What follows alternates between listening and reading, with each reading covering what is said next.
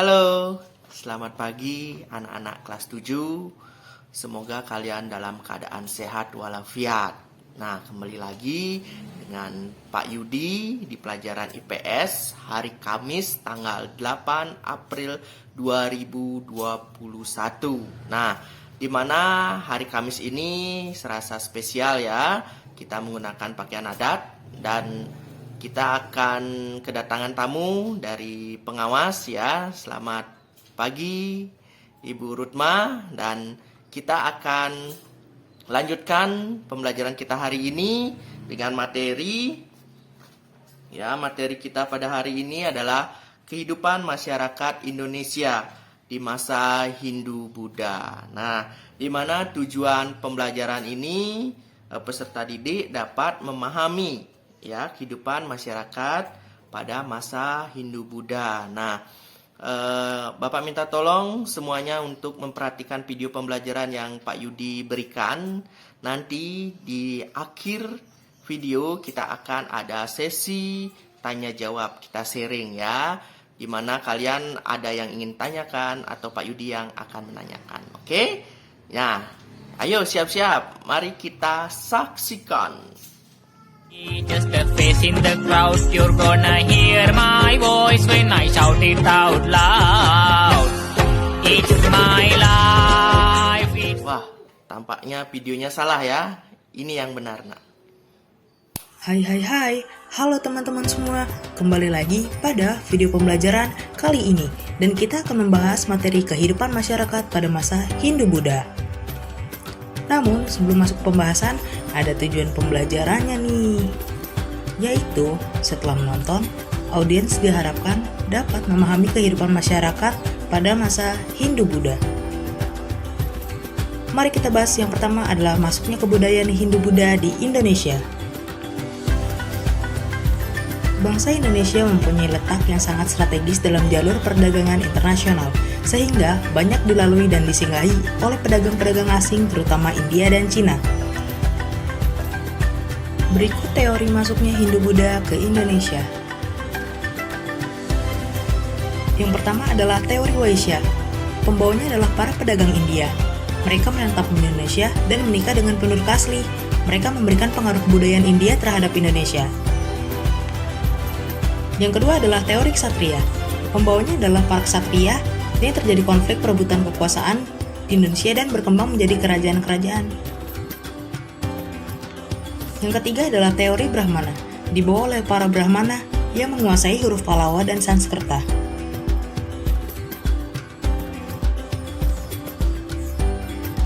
Yang keempat adalah teori arus balik. Dibawa oleh para pelajar Indonesia yang pergi ke India dan belajar Hindu-Buddha lalu menyebarkannya di Indonesia. Pengaruh Hindu-Buddha terhadap masyarakat di Indonesia. Berikut adalah pengaruh Hindu-Buddha di Indonesia ya. Yang pertama di bidang pemerintahan. Sejak kebudayaan Hindu-Buddha masuk, kepala suku diganti dengan raja. Kedudukannya tidak berdasarkan pilihan masyarakat lagi, tapi berdasarkan keturunan kerajaan. Bidang sosial. Muncul pembagian yang tegas antar kelompok masyarakat menjadi beberapa kasta, yaitu ada Brahmana, Ksatria, Waisya, dan Sudra. Bidang ekonomi. Perdagangan di Indonesia berkembang pesat sejak terbentuk jalur perdagangan Laut India-Cina.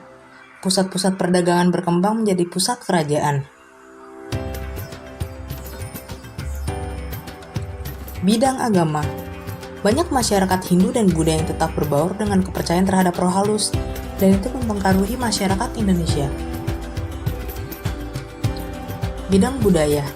Yang pertama ada seni bangunan, yang kedua seni rupa dan ukir, tiga sastra dan aksara, yang keempat ada seni pertunjukan.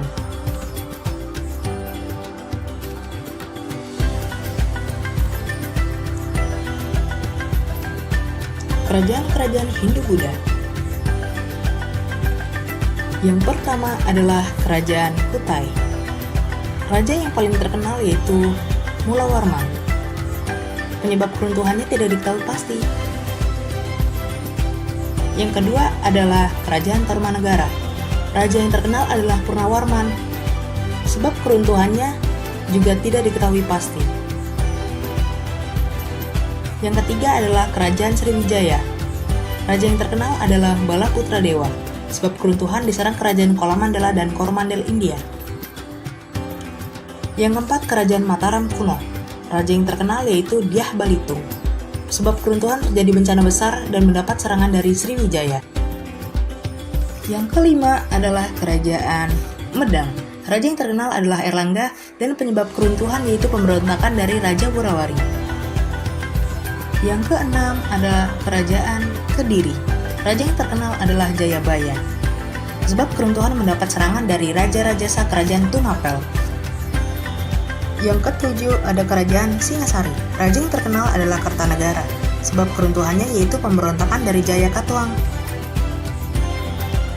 Yang kedelapan ada Kerajaan Majapahit. Raja yang terkenal dari kerajaan ini adalah Hayam Wuruk dan penyebab keruntuhannya yaitu perebutan kekuasaan dari internal kerajaan. Peninggalan-peninggalan masa Hindu-Buddha. Yang pertama, candi dan stupa. Contohnya yaitu Candi Mendut.